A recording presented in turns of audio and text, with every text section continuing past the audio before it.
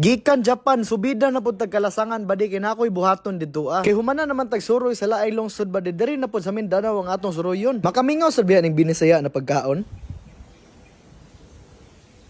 Rada diha badi, nakauli na gyud tagbalay. Na ako'y nakita sa TikTok badi ba na nag-viral na video na nahulog daw iyang balay tungod sa kusog na ulan sa Bukidnon. Yang nakapait kay maura unta ni ang naa sa iyang kinabuhi niya nawala pa gyud siya ha. Ya kay wa man pugoy trip sa balay karon nagkabalaka diha tay kapangitaan ta nagpamaagi. Mao pugoy pag-abot nako gikan Japan badi way tugpa-tugpa lagi. Mao tong nangunta ko sa kong mga amigo badi kung kinsay pwede makahimo og balay kay rush man gud kaayo gud ni siya ba. Ang nakalisod pud aning buhaton nako badi kay mobiyahe pa man gud mi og 4 hours kay layo man to ilahan naman tug Bukidnon nya. Nangita lang jud og pamaagi ani. Gi-estimate na mo kung unsay kinahanglan ng mga materyales para makahimo og isa ka balay badi nya nagpirma na lang pug cheque kay lisod kining amigo na wa gi amigohay lagi basta negosyo. Pero nakuratan gyud sila diri abadi kay giingnan mo gud nako nagusto unta ko na sa isa ka adlaw lang unta mahuman ang balay. Mao pud niya nakalingaw sa tripping na to karon badi. Mao nang samtang hinog pa kayo ang adlaw badi ni biyahe nako og 4 hours padong sa Bukidnon kay para masugdan na niya ang atong kabuang. Sabay nako ning 30 ka buok trabahante sa oren badi na andam na pud mo dumog og trapo kay lisod gyud kaning trabaho ah. Ngisi-ngisi pa niron pero hurot laging kusog ani unya dok og dos na lansang. Pero kapoy gid kaayo ni badi kay kaning giparkingan sa mga truck ug sakyanan dili pa ni mao ang tauran og balay. Kana mga simento, kahoy ug mga kinahanglan na materyales para mabuo ang balay badi kinahanglan pag yun siya lokduhon. Kay naa man sad sa suo kayo ang balay ni tatay badi magbaktas pa mi og mga 15 minutes padulong didto ah. Nitabok pag yun mig 5 ka bukid og napulo kasapa badi para makaabot lang didto ah. Swerte lang di ta mabuyagan og jatot diri ah. Daghan gyud biya kay kog yuta na nagburot nakit-an. Pero nalingaw ra pud biya ko sig binaktas aning kalasangan badi kay panagsar pud biya ta maka-experience ni kay sa syudad biya ta nagpuyo. Pero pag abot na mo sa ilang lugar badi nakita ra gyud nako ang balay na nahugno. Unya diri ra pud nako nakit-an si Tatay Marlon na maglisod pud siya baktas kay na stroke man din ni siya di ay. Ya mao tong gastorya-storya mi diri ang utana ko siya na lon unsa poy paborito nimo sudan pag ingon ako og adobo badi basta kay nihilak gyud siya. Pero bago pa ko niabot diri abadi gihimuan naman pud siya payag na sa isa ka vlogger na konduktor ra gyud pero maayo kay kasing-kasing bitaw. Pero grabe hurot gyud ang bilib nako aning Jess badi kay bisag konduktor ra siya nakapahimo pud siya payag pud. Bisag unsang klase na tabang badi mo luhod gyud ko sa tao basta ing ana kay di ba gyud tanan ay kasing-kasing para mo tabang. Nakoy tips tudlo badi kung gusto gani ka makabalo kung kinsay engineer sa isa ka project panghiring lang gyud sa mga tao. Ya basta makita gani kag naning hawak na way gibuhat mao no gini engineer diha di gyud na masipyat. Samtang ginabuhat ang balay badi wa po ni biya si Marlon diri kay excited na mo ni siya pod. Pero ang gikahadlukan lang gyud ako badi no basta na expect si Marlon ba na mansion ang atong ipatukod na muna ra biya gyud budget. Unya sa tanan liborer na akong nakita diri abadi naagi mo excel gyud ba. Gilaliman ka nang gibulsahan ra na nagkarga ra nagsimento diha wa ra gud. Naunsa na gud taon ta chill ra kay ba. Ang ganahan lang pud nako aning yuta ni Marlon diri abadi kay dili kay siya init kay daghan kayo siya og kawayan sa palibot. Makaingon sad kag one with nature ba. Ah, murag gyud correct lagi. Pero diri ra ta pundo kung asa ta hawd badi. Stick to what you do and you do what will stick for you. Ngana ba? Kaysa pagluto-luto man ta medyo sweet to gamay badi nagandam lang pug pagkaon diri para makakaon pud tanan na narbaho. Pero sa tinuod lang badi no akong kaugalingon ra magyud ang akong lutuan kay ako ra man pud goy nasayod nagigutom ko. Pero naman sad tay kahadlok na basin malabayan ta gabas og martilyo og di nato ni pakanon ni mga nanarbaho diri ah. Pero bitaw badi pakanon gyud nato na sila kay naman pud goy nabantayan isa ka tawo gud nagdukdok siya glansang baw niya wa naman ni lubong murag wa naman ni kusog siguro. Timing ra pud gyud kayo ang sudan akong giluto badi kay pang Ilonggo man gud na sudan gud niya kaning Valencia Bukidnon daghan pud ni Ilonggo na namuyo diri ah. Tan-awa gud ning view diri ah badi no makagana pud siya og luto gyud ba. Pero duol na gyud ko badi kay hapit na gyud kay ko makuyapan kay sa biyahe ra gyud ko nakatulog kay gikan pa og Japan. Pero pag action og humot sa gigisan ako napata sa baboy og ganing sinugba na isda murag naulian ra pud ko gamay. Mo nang murag medyo naglibog gyud ko sa pagkatao ba. Mga 2 hours gikan trabaho badi hapit to gini mahuman ang balay. Unya nagkahinay-hinay na pug saka ang ngisi ni Marlon. Ako ra pud nagsige komedyahan si Marlon badi kay kung imuha mo gud ang pakit-an og kaluoy kay basin muhumok ang kasing-kasing ba masakitan pud ta magtan-aw mo hilak. Pero di gyud ta kahilak anilon kay luto naman ang sinabawang pata sa baboy. Bisag naa gyud daghang plato badi gusto lang gyud ako ma-feel ang vibe sa bukid-bukid ba. Mao nang nagpakuha ko aning dahon sa saging. Imbes gadayet ta aron maglikay ta na di ta mubusok dayon kani jong isda nga nay toyo ang akong kaluyahan gyud ba. Naa pa gyud sinabawang pata sa baboy nagibot ngan og karlang og kanang petchay badi wa na gyud ni. Maumaor gyud ni sa bakho pagkakandusa. Pero makalipay sad baya kayo badi kay bisan nagapuliki na nigtrabaho ni mga tao diri pag abot sa pagkaon mo abot gyud gihapon ang ngisi nila. Unya naka-realize pug ko ba din na isa pud sa mga rason ngano maglisod ni si Marlon diri kay kabalo biya gyud ta na mahal kay mga pamaliton karong panahon na. Naka-experience pug ko ana gyud badi oy kay natoy kasaba na grocery ko nya nakoy 3 mil na budget yun nabantayan ako na murag gamay ra magyud mapalit ni bay. Nya naka-experience pug ko ba din ang 500 500 nimo daghan na kay mapalit. Nagbag-o lang yun siguro tanan so kad nauso ni CCTV. Pero pag tungtong og alas 3 sa hapon ba di approve na gyud kay si Marlon sa kung gibuhat para sa iya. Kay niaging adlaw ba di kinahulog ang iyahang balay mao ni porma pero karon wa na nindot na kay balay si Marlon. Oy napay gaso-aso diha oh. Kay ana magud si Marlon sa kuha ba di bisag na stroke siya makaluto gyud daw siya gihapon. Mao na gipabuhatan po nako siya gabuhan. Di mo di mabitin og kalibangon si Marlon kay nindot man po ganing CR diri ah. Mao na pagkahuman sa tanan ba di gi-turn over na nako ni ang susi sa iyahaw niya. Nabalaka siya kadali kay gisingil man ako. Hapit kod kapunit bato Marlon god. Mao nang ako na lang po ni gipahostor si Marlon ba di kay basin oroy og di siya kaangay na nabuang na mabungkag yun ni tanan gihimo. Mao ra pud ni ang nakaya sa kong budget na pagpahimo sa balay ni Marlon ba di pero bana nako okay naman siguro ni kay siya man isa magpuyo. Wa gipasaylo ang kutso ni Marlon oy gihigdaan dit sa Marlon ba oh. Hurot gyud ning dahon sa gabi pang trapo aning Marlon ba. Ganahan pud biya kayo ko aning Marlon ba di kay bisag ingani na iyang kahimtang gara-garaon gihapon kaayo niya malipayon ba. Pero katong pahawaay na may ba di murag ni gawas gyud ang iyang tears of joy. Wa gyud niya napugngan. Di pud biya lalim gyud ang nagian ni Marlon ba di. Swerte ra gyud kaayo pud sa kinabuhi ba di no kay pag mata na to nanay pagkaon sa lamisa santang kaning uban kay maning kamot pagid para mga kaon. Pero paes ra na alon unta kung makita kanin na video unta malipay ka sa balay. Mi ay